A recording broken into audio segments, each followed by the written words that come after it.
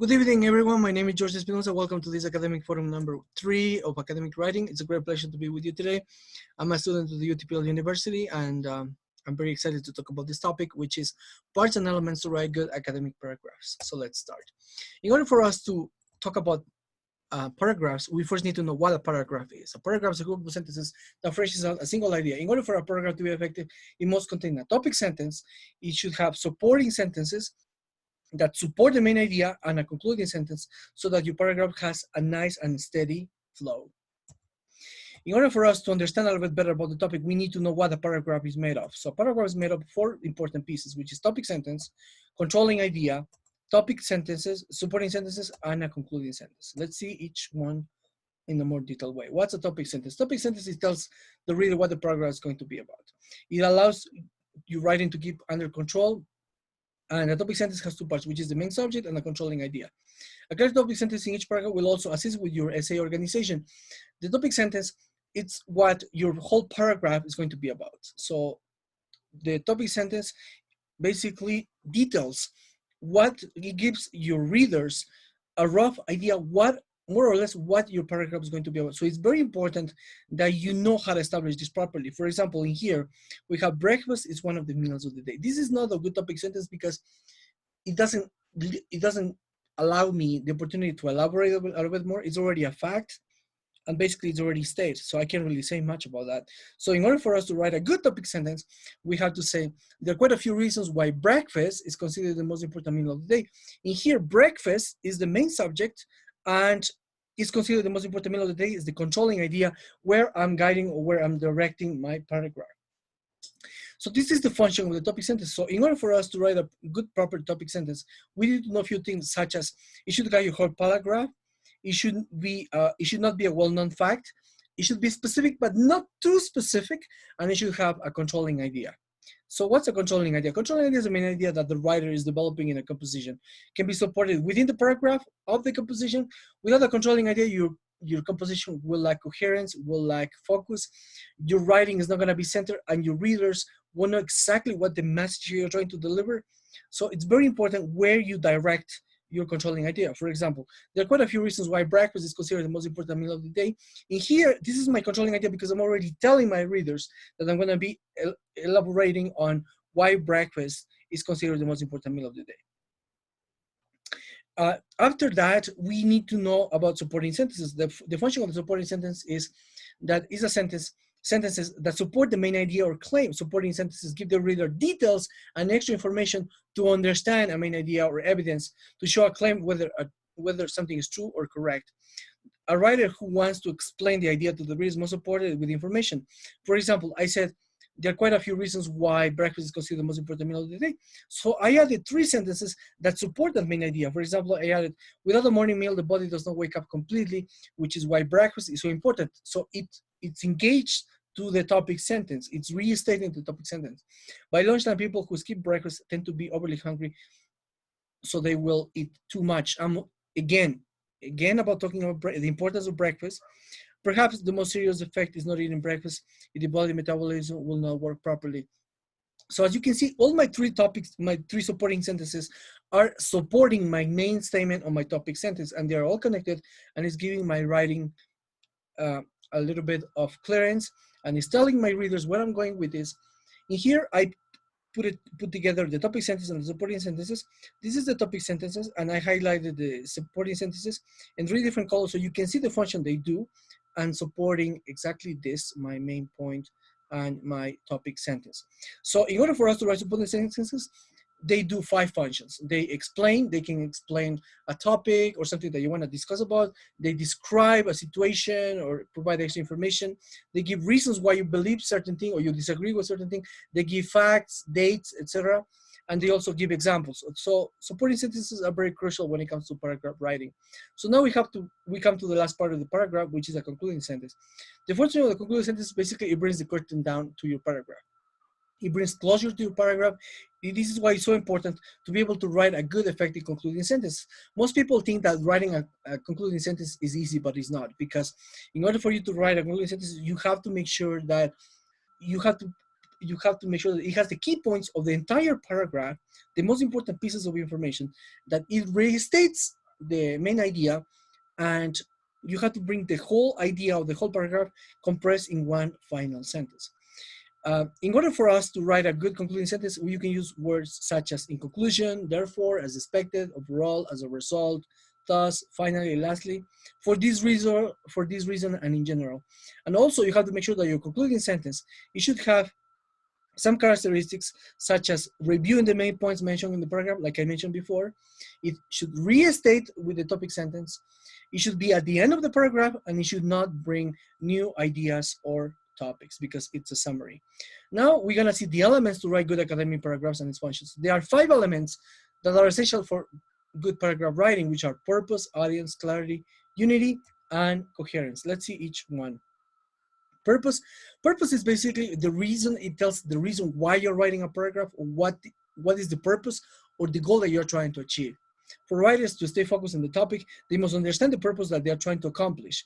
So your purpose, before you write a paragraph, you have to know what is the purpose of writing that paragraph. So in order for you to know that, you have to realize whether you want to inform, you want to persuade, or you want to entertain your audience, which is the next element. The audience is the people who are going to be reading what you're writing. It's going to be the readers that are going to be reading your writing, like I said. And it's important to consider that there are 2 main techniques when it comes to establishing an audience. The number one is that you have to realize whether you're going to be using first, second, or third person. If you use first person, it's very important that you use pronouns such as I, we, us, mine, ours. Second person is more common in informal writing, and you have to use pronouns such as you, yours. Second person possessive, your. Or if you're using third person, especially when it comes to writing or telling a story, you can use he, she, it, they, etc. Also, it's very important that you know whether the type of audience that you're going to be talking about, whether it's going to be formal or informal, because each style serves a different purpose. And in order for you to know if you're going to be writing formal or informal, it's very important that you identify your audience so that you can deliver a proper paragraph writing. The next aspect is clarity. It's very important that there's clarity in your paragraph, because your readers need to feel that whatever you are saying, whatever you are doing, it's very precise, it's very clear, it's very specific, so there's no confusions. It allows your writing to be easy to be understood. It also should explain the key points of what you're trying to deliver, and you should not use sentences that are vague or indirect.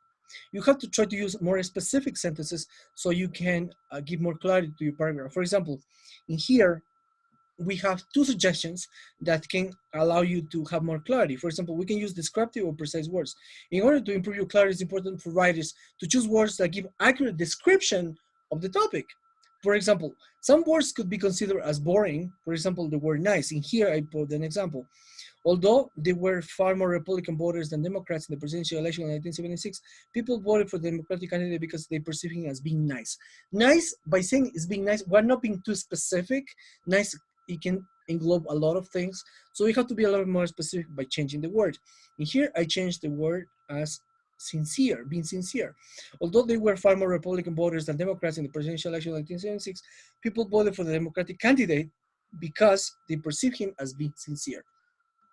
By saying sincere, I'm expressing a little bit more information, more specific information about why this candidate won the election, and also I'm allowing my readers to have a little bit more of clarity when it comes to reading my paragraph. So this is very important that you take in account whenever you do your paragraph writing.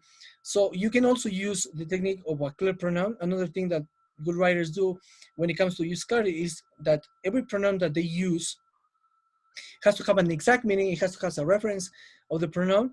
If not, repeat. If not, you can use a synonym of that noun. For example, children should not be allowed to watch R-rated movies for many reasons.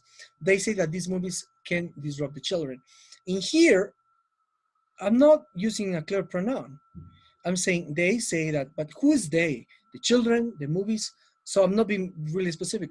So the easiest way to correct is we use a precise noun. In here, we're gonna use the noun most psychologists. So the sentence would be like this: children should not be allowed to watch R-rated movies for many reasons. Most psychologists say that these movies can disrupt the children. So do you see how it makes the writing a little bit more clarity, like more clear, more understanding? And that's very important. The next aspect is unity. In order for a paragraph to maintain a sense of unity, the paragraph must focus, so it should be focused only on one single idea, one argument to be discussed. Therefore, a paragraph should not begin to talk about new ideas. If you begin to write a sentence that starts to drive away from the topic sentence or from the whole idea, it's better to write a new paragraph, because it's very important that your paragraph, whatever idea you're developing in a paragraph, it should be, that idea should be maintained on the topics, on the supporting sentences and the conclusion sentences, and that's what we call unity. It also should have coherence. Coherence is more commonly referred as a flow in your writing. When a paragraph flows, the reader will be able to understand the main idea that you have presented. So it's very important that your writing has a nice and steady flow, that you use precise words, that you use words that are easy to read, that your readers won't be confused, or they won't try to be they won't be guessing what you're trying to say. So that's the main function of what coherence do when it comes to paragraph writing.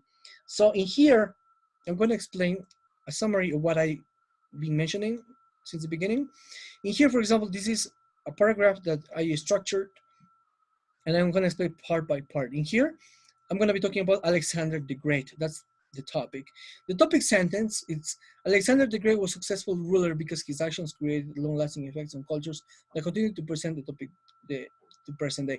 This is a good topic sentences because it's talking about, my readers will know that I'm going to be talking about Alexander, why he's considered the great, and why his actions created long-lasting effects. So that's a good topic sentence. I continue by adding supporting sentences. One example of his legacy was the creation of the Hellenistic society. In here, we need to give examples. We need to elaborate on the examples that we give by being specific, expanding by providing additional information or details. So I added the additional information, which is Hellenism was the combination of Greek, Persian, and Egyptian cultures. During this remarkable period of time, people were encouraged to pursue a formal education and produce many different kinds of art. New forms of math, science, design made a great impact on society.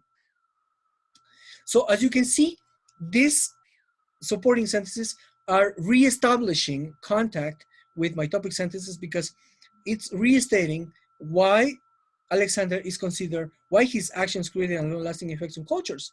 So as you can see, this is how your supporting sentences should be developed, and it brings a lot of clarity to your writing.